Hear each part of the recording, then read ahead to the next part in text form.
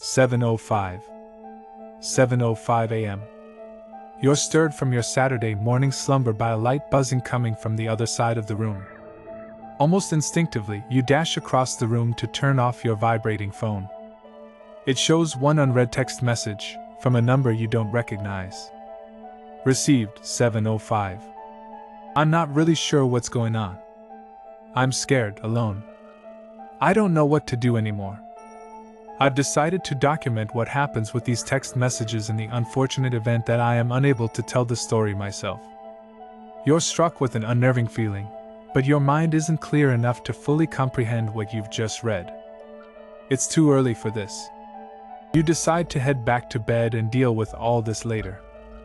9:10 a.m. Your phone's familiar buzz rings through your head as you wake up to find another unread message. The number is the same as the first, and the feeling the words give you isn't much different either. Received 9:10. I've decided the bathroom would be a good place to hide. I swear I can hear footsteps coming toward me. I've heard them for hours. I need to find a way out, but I'm too afraid to move. It feels like the walls are closing in on me. All I know is that I need to get out of here. It's not safe. You're starting to get worried. You want to help, and you try to reply, but you're unsure of what to say. You try to shrug the messages off as some kind of prank, but doing so doesn't seem to make the anxious feelings go away.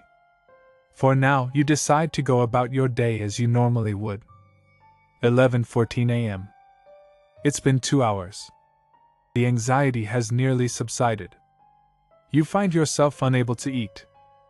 This unexplainable feeling has had an effect on your appetite. Then, right on cue, you hear that same unpleasant sound. Received 11:15. I decided to run.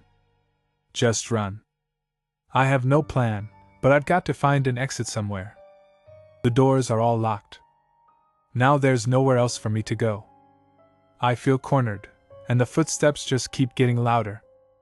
Needless to say, these messages are starting to get to you. You can't deal with this.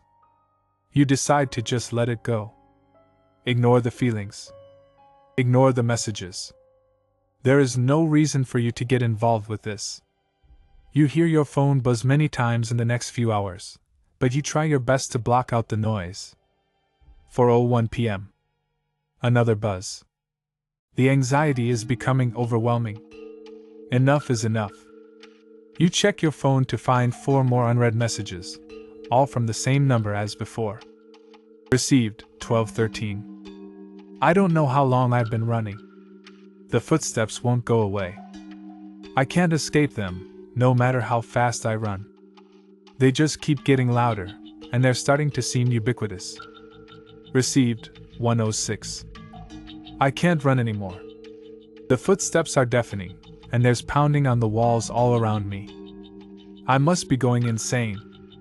There are voices in my head. The halls are speaking to me, but the words are unintelligible. Received 2:24. The footsteps, the voices, every sound has stopped. All that's left is a horrific ringing. My ears have begun to bleed. My hearing is nearly gone, and it feels like my vision is beginning to fail as well. Nothing seems to be the color it should be.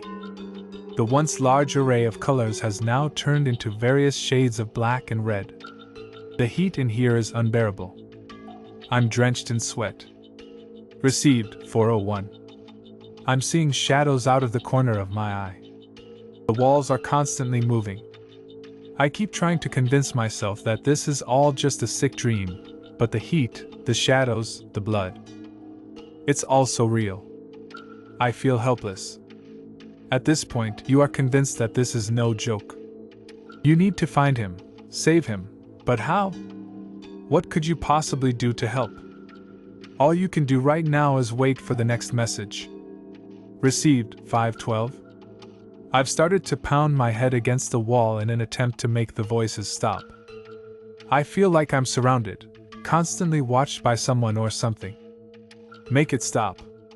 Please. Just make it all stop. Received 5:56.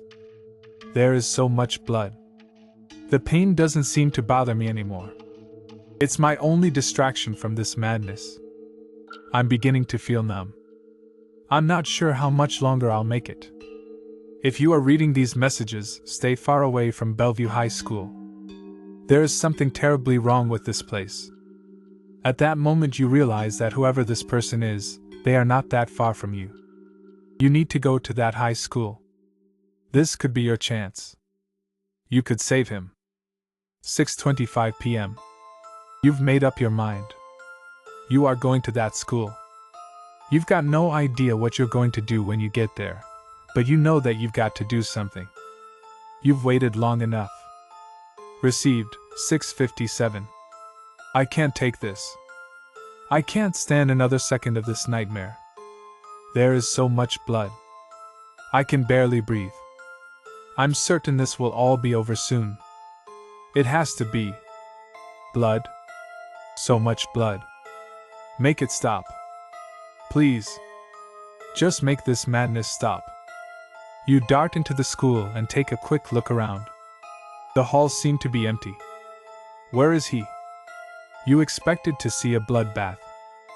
For the first time, you reply to the message. Sent 7:02. I'm here. I'm at the school. Where are you? Almost instantly, you hear a buzz. Received, 7:02. I'm here. I'm at the school. Where are you? At first, you're confused. You reread the message over and over again.